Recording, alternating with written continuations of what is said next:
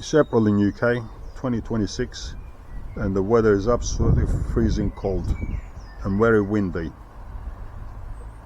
and these stone fruits, I spray them with a copper spray because the peach trees and nectarines, they are prone to disease, especially when it's windy, and they can get disease from other gardens. As you can see, the leaves are curling.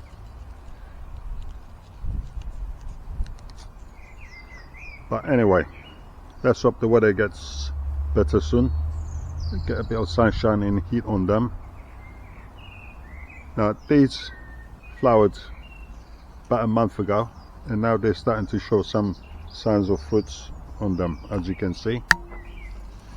And up here, they're like a little peas.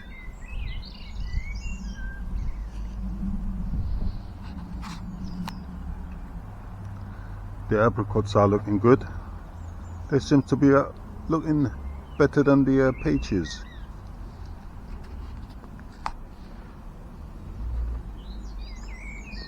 This is my other apricot. That's looking healthy as well. This is a different variety apricot to that one there. And as you can see, the way I prune my trees, I keep them to that height. That way it's much better manageable. That's my Morello cherry. It's starting to flower now actually. No, the squirrels will have a field day when that one starts to fruit. Same as the apricot and the flat peach. This is plum. I think it's a plum. It's flowered, as you can see. Cool, I'm shaking it. It's freezing cold. And this is my nectarine. Again, it's got the same damage as the Saturn peach. The leaves are curling. It's got lots of flowers on it.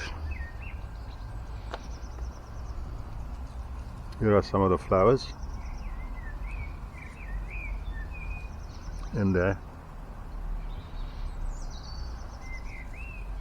And here as well.